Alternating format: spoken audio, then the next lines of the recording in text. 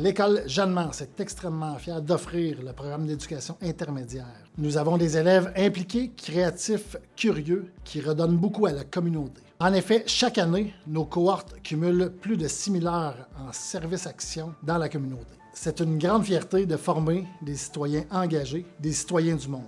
Aujourd'hui, on vous ouvre les portes d'une école du monde IB. Dans un premier temps, ça serait peut-être important qu'on démystifie qu'est-ce que c'est que l'IB, une organisation mondiale, le baccalauréat international. Et cette organisation-là gère les écoles du monde qui offrent le programme de PEI.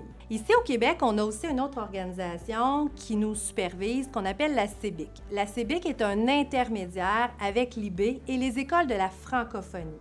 Alors nous, ici à l'École Jeanne Mance, quand un élève termine son parcours au PEI, il a à la fois un diplôme de l'IB, donc du baccalauréat international, donc pour les exigences au niveau mondial, mais il a également une diplomation au niveau de la francophonie qui est à ce moment-là offerte par la CEBIC.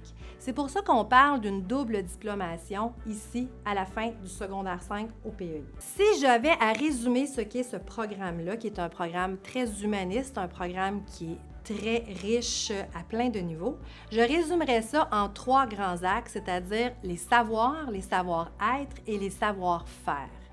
Donc, au niveau des savoirs, un élève qui est au PEI, évidemment, il va se coller au programme national, un programme du ministère dans lequel on a des exigences à rencontrer. Si je m'en vais plus au niveau du savoir-être, l'élève qui est inscrit au niveau du PEI va développer énormément de compétences pour être un meilleur citoyen, une personne engagée. Individuellement, personnellement, qu'est-ce qu'il peut aller chercher, qu'est-ce qu'il peut aller développer. Je fais partie du comité NOUS. C'est l'acronyme pour Nos origines, une société. On avait organisé une petite midi loteria, c'est comme le bingo, mais en Amérique latine. Alors, on allait acheter toutes les cochonneries latines, on allait aller dans les magazines pour en donner comme un prix. Alors, on allait faire tout ça animé, essayer de le faire tout en espagnol. On a fait un projet qui était de trouver une solution environnementale à un problème créé par l'humain. Moi, c'était la pollution dans les océans. Fait que qu'est-ce qu'on a trouvé, c'est un bateau qui récupère les objets dans l'océan. Moi, j'ai ciblé le problème environnemental des pailles en plastique, les pailles jetables qui se retrouvent dans les océans.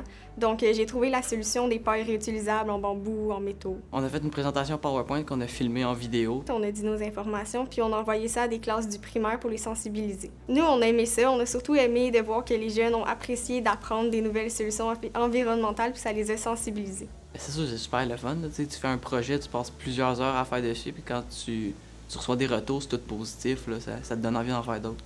Et là, maintenant, le retour est fait aux élèves. C'est hyper gratifiant pour eux parce qu'en plus de faire un projet, ils donnent au suivant par un tout petit action, mais qui peut avoir des grandes répercussions puis des gros changements de l'environnement puis dans notre société.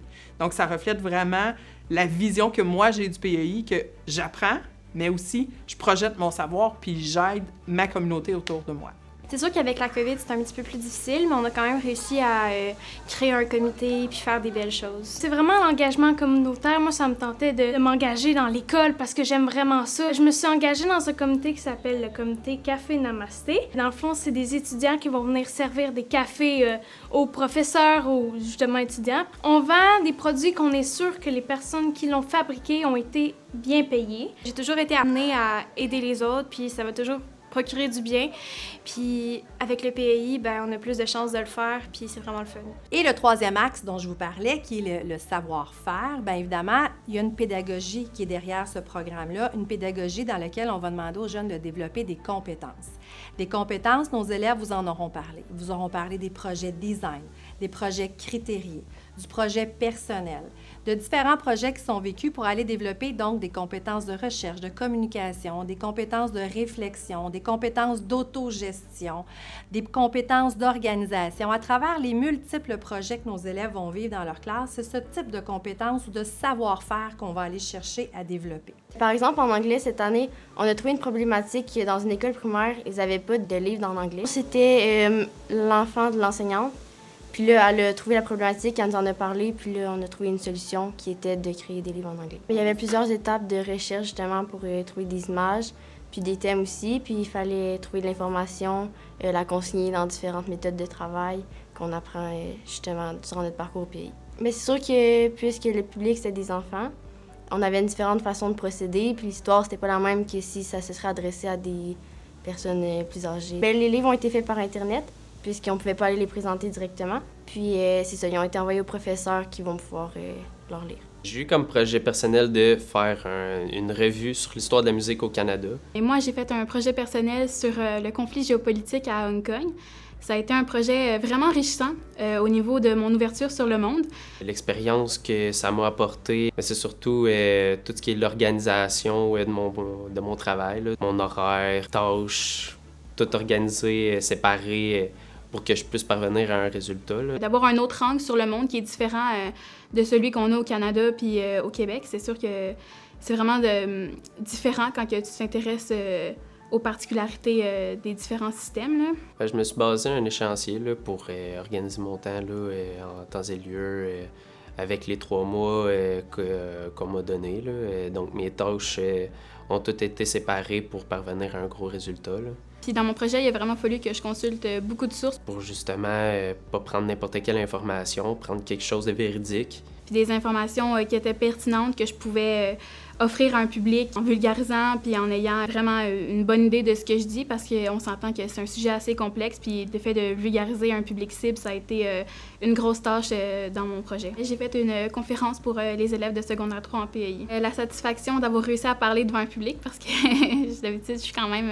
gênée. Avoir terminé un aussi gros projet avec un sujet qui m'intéressait, c'était vraiment spécial, parce que ça faisait tellement longtemps que je travaillais dessus que de finir un projet avec la qualité d'information que j'avais trouvée, j'étais vraiment contente.